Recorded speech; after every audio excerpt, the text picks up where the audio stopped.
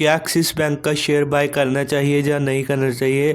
अगर हम अपने पैसे मतलब कि इन्वेस्ट करते हैं एक्सिस बैंक के शेयर में, तो क्या वो शेयर लॉन्ग टर्म में हमें फ़ायदा दे सकता है या नुकसान में रहेगा। या इसका शेयर का प्राइस जो है 1000 से 500 आ जाएगा, जहाँ 1000 से 10,000 चला जाएगा। इस वीडियो में बात करेंगे और साथ में ये भी बात करेंगे कि क्या इस कंपनी के मैनेजमेंट के ऊपर, सीईओ के ऊपर, किसी के भी ऊपर जो फ्रॉड केस वगैरह तो नहीं चल रहा। सब बात करेंगे, तो वीडियो को लास्ट तक देखते रहना।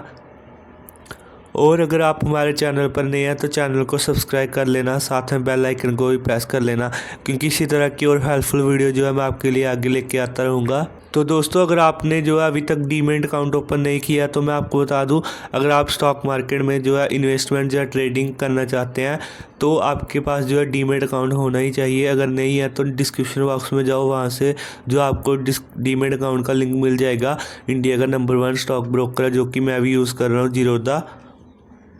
तो अपना डीमैट अकाउंट ओपन कर लो। और अगर आपको डीमैट अकाउंट ओपन करते टाइम कोई प्रॉब्लम आती है तो आप नीचे कमेंट बॉक्स में कमेंट करके पूछ सकते हो, या हमें इंस्टाग्राम पे मैसेज करके पूछ सकते हो। हमारी इंस्टाग्राम आईडी का लिंक जो आपको डिस्क्रिप्शन बॉक्स में मिल जाएगा। तो दोस्तों, आपको इसकी मतलब सारी डिटेल जानने के लिए जो आपके पास एक स्क्रीनर होना चाहिए, तो आप कोई भी स्क्रीनर जो है यूज़ कर सकते हो।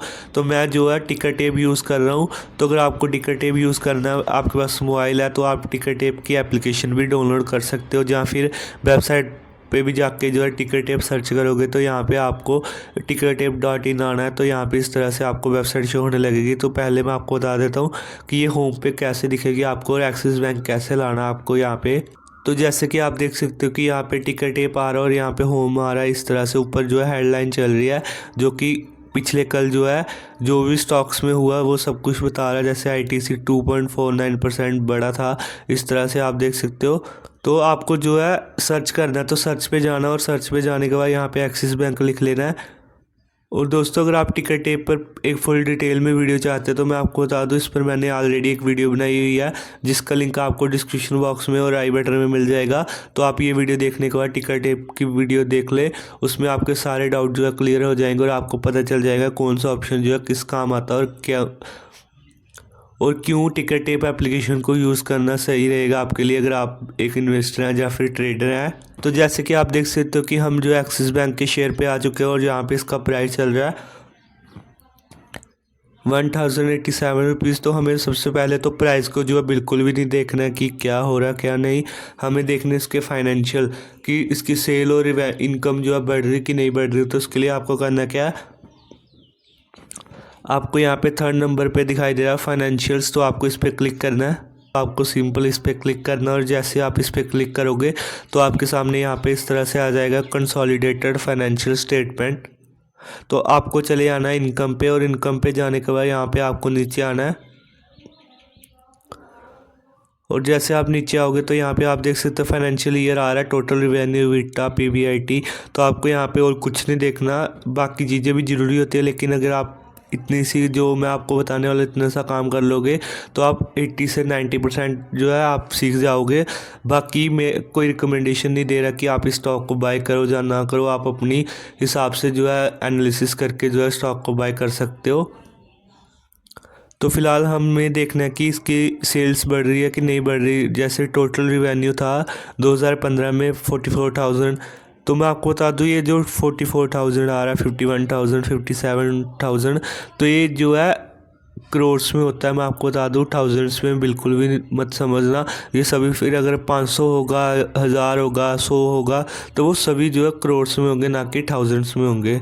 जैसे कि 17 में थे 57,000 करोड़, 18 में था 58,000 करोड़, और 19 में 17,000, 2020 में 80,000।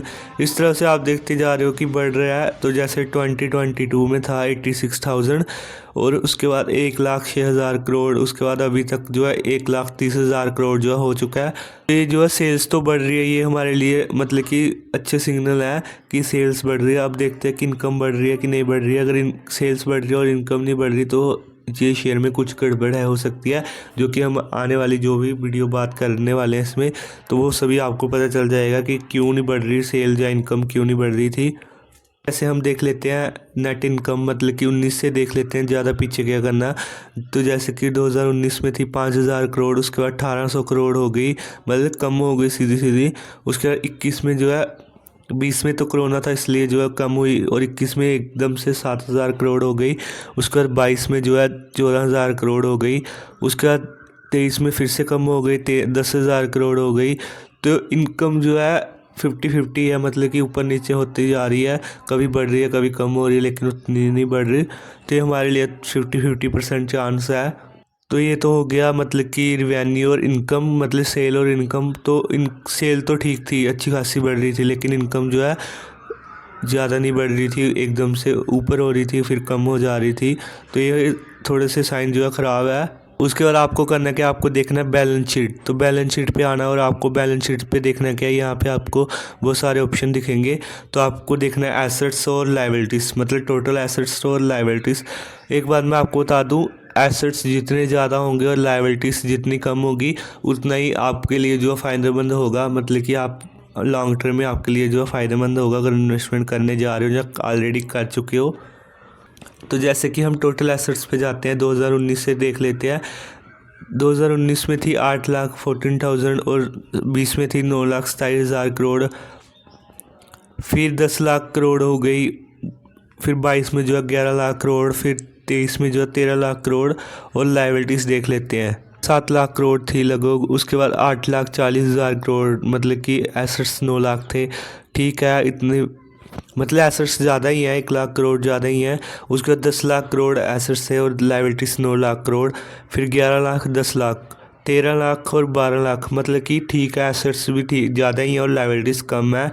तो ये भी हमारे लिए जो है सही साइन है। उसके बाद आपने देखना क्या है कि इसके कैश फ्लो पे जाना है, और कैश फ्लो पे देखना है कि आखिरकार कंपनी के पास सब कुछ दे दू के, मतलब कि प्रॉफिट वगैरह, सेल्स वगैरह सब कुछ निकाल के, टैक्स वगैरह, आखिरकार कंपनी के पास कितना पैसा जो है बचा है हर साल। तो जैसे कि हम देख सकते हैं यहाँ पे 2017 से देख लेते हैं। 17 में था 31,434 करोड़। उसके बाद माइनस गया, मतलब कम हो गया, एकदम से माइनस में चली गई कंपनी।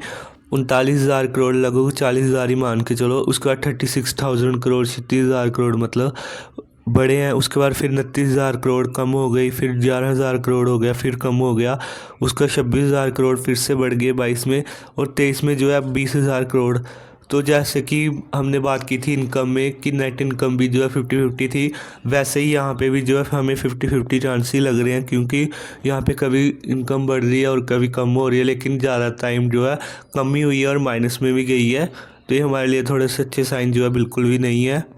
और जैसे आप नीचे आओगे तो यहाँ पे कंपनी अपडेट्स पे आओगे तो यहाँ पे आप देख सकते हो कि यहाँ पे लिखा हुआ आ रहा है एनुअल रिपोर्ट, इन्वेस्टर प्रेजेंटेशन। तो मैं आपको बता दूं, जो भी बड़ी कंपनी होती है वो एनुअल रिपोर्ट और इन्वेस्टर प्रेजेंटेशन निकालती है। यहाँ पे आपको कंपनी की पूरी रिपोर्ट मिल जाएगी A to Z तक। तो आपको ये पढ़ना बहुत ही ज़रूरी है। अगर आप ज़्यादा पैसे लगा रहे हैं स्टॉक मार्केट में या फिर किसी एक कंपनी में अपना सारा पैसा लगा रहे हैं मेहनत का, तो आप ये दोनों चीज़ें जो है बिल्कुल पढ़ें और ज़रूर पढ़ें। तो अगर आप इनको, मतलब कि आप इनको डाउनलोड नहीं कर पा रहे हैं, तो हमारे टेलीग्राम चैनल का लिंक आपको डिस्क्रिप्शन बॉक्स में मिल जाएगा। वहाँ से जाके आप हमारे टेलीग्राम चैनल को ज्वाइन कर लो। वहाँ पे हम जो आपके लिए इन्वेस्टर प्रेजेंटेशन वगैरह सब कुछ जो है निकालते रहते हैं। तो चैनल को जो है ज़रूर सब्सक्राइब कर लेना।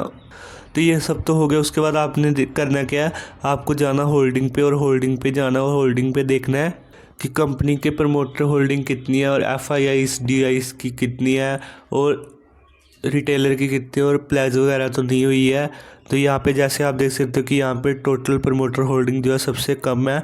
और एक बात मैं आपको बता दूँ कि प्रमोटर होल्डिंग जितनी ज़्यादा होगी उतनी अच्छी होती है, लेकिन हाँ, अगर मान लो किसी कंपनी में प्रमोटर होल्डिंग बिल्कुल ही नहीं है और उसमें FIIs और DIs सबसे ज़्यादा है, तो वो भी जो है अच्छे साइन होते हैं कंपनी के लिए, क्योंकि जो बाहर के देश के लोग होते हैं, फॉरेनर होते हैं, FIIs होते हैं, वो सबसे ज़्यादा पैसा लगाते हैं। तो यहाँ पे आप देख सकते हो कि यहाँ पे जो प्रमोटर होल्डिंग है वो सबसे कम है, 8.22% है। और म्यूचुअल फंड, जो कि म्यूचुअल फंड हाउस होते हैं जिसमें आप SIP या लमसम करते हैं, तो उनकी होल्डिंग है यहाँ पे एक्सिस बैंक में 22.67%। और DIs की, डोमेस्टिक इंस्टीट्यूशन की, जो है 7.45% और FIIs सबसे ज़्यादा आप देख सकते हो कि 53.84% है FIIs की होल्डिंग। और उसके बाद रिटेलर, हम जैसे लोग, तो हमारी जो होल्डिंग है, हम जैसे लोग, उनकी है 7.82% प्रमोटर होल्डिंग है दोस्तों, आप देख सकते हो। और इस पे अगर आप क्लिक करोगे तो मतलब कि टोटल प्रमोटर होल्डिंग पे क्लिक करोगे तो आप देख सकते हो कि यहाँ पे एक ऑप्शन आ रहा है अनप्लेज 8.5%। मतलब कि कंपनी ने अपने मतलब कि जो शेयर है वो प्लेज नहीं किए हुए हैं, यहाँ पे अनप्लेज है। तो ये भी हमारे लिए जो है अच्छे साइन होते हैं। तो ये प्लेज अनप्लेज क्या होता है, अगर आप इसके बारे में डिटेल में जानना चाहते हो तो नीचे कमेंट बॉक्स में प्लेज टाइप कर देना। मैं इस पर अलग से डिटेल में वीडियो ले आऊँगा जिसमें मैं आपको बताऊँगा कि ये प्लेज और अनप्लेज क्या होते हैं। उसके बाद आपको पीयर कंपैरिजन करना है। पीयर कंपैरिजन क्या होता है कि इसी सेक्टर के जैसे बैंक्स के बारे में हम बात कर रहे हैं, बैंक पर एक सीरीज़ चल रही है हमारी जिसमें मैं आपके लिए जो है हर प्राइवेट और गवर्नमेंट मतलब पब्लिक बैंक के ऊपर एक एक वीडियो लाऊंगा जिसके बारे में आपको बताऊंगा कि इनके फंडामेंटल कैसे हैं, स्कैम वगैरह तो नहीं है, लॉन्ग टर्म में कैसे रहेंगे ये शेयर। तो यहाँ पे जैसे आप देख सकते हो वैल्यूएशन के मामले में आपको पी वी रेशियो दिखाई दे रहा है। तो पी रेशियो जितना कम होगा उतना सही होता है और पी वी रेशियो भी जितना कम होगा उतना सही होता है। तो जैसे आप देख सकते हो कि पी रेशियो जो है एक्सिस बैंक का 31.04% है और पी वी रेशियो 2.58% है। तो ये पी रेशियो क्यों ज़रूरी होता है किसी कंपनी में इन्वेस्टमेंट करने के लिए, अगर आप इसके बारे में भी डिटेल में चाहते हो तो बस आपने एक ही काम करना, वो आप लोगों को पता है, नीचे कमेंट बॉक्स में कमेंट, तो इस पर भी आपको जो है एक वीडियो मिल जाएगी। उसका टेक्निकल पे जाओगे तो टेक्निकल पे आपको ये दिखाई देगा कि वोलेटाइल कितना, मतलब कि एक दिन में ये शेयर का प्राइस कितना ऊपर नीचे हो सकता है। तो यहाँ पे जैसे आप देख सकते हो कि सबसे ज़्यादा जो है एक्सिस बैंक का 19.87%, उसके बाद कोटक बैंक का, फिर ICICI बैंक का है, HDFC बैंक का है।